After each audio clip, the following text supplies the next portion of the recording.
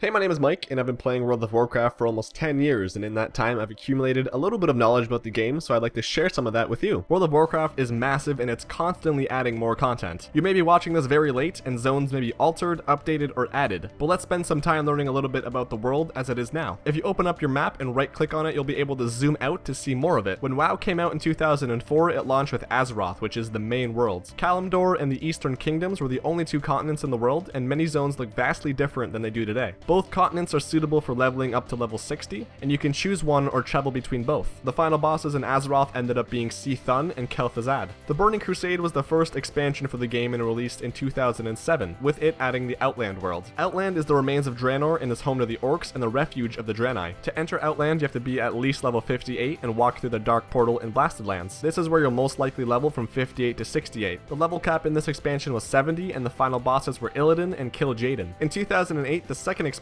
Wrath of the Lich King, was released, and we were taken back to Azeroth to fight in Northrend. Northrend is the source of the Scourge and home of Arthas, also known as the Lich King. Arthas is one of the most famous and storied characters in the Warcraft universe. Once you reach level 68, you can go to either Stormwind or Orgrimmar depending on what race you play and take a boat to Northrend. This is most likely where you'll go from level 68 to 80, the level cap at the time. The Lich King was obviously the last boss here. In 2010, the Cataclysm expansion came out, and Azeroth as we knew it was revamped and redone in many zones. Story-wise, Deathwing, a giant fire-breathing dragon, came to Azeroth to destroy it and try to tear it asunder. A few new zones within Azeroth were introduced, including Mount Hyjal, Uldum, and a completely underwater zone called Vashj'ir. The focus with this expansion was to bring all the players back to Azeroth and make it home again, albeit a new home. This is where you'll go from level 80 to 85, and Deathwing was of course the final boss for this expansion. In 2012, the Mists of Pandaria expansion was released, and we were introduced to another new landmass in Azeroth called Pandaria. It is home to the whimsical Panda race, the Pandaren Empire, and a looming threat of Sha infection. Upon reaching level 85, you can visit Stormwind or Orgrimmar depending on what faction you are and pick up a quest that'll take you on a boat to Pandaria. This is where you go from level 85 to 90. Garrosh Hellscream, the old war chief of the Horde, was the final boss of this expansion. In 2014, Warlords of Draenor was released and opened up an alternate universe of Draenor. With Draenor, we got a glimpse into the past and how Outland used to look before it was ruined. Upon reaching level 90, you can visit a major city to obtain the quest to walk through a now red Dark Portal. The final boss of this expansion was Archimonde. In 2016, Legion was released and introduced the Broken Isles landmass to Azeroth.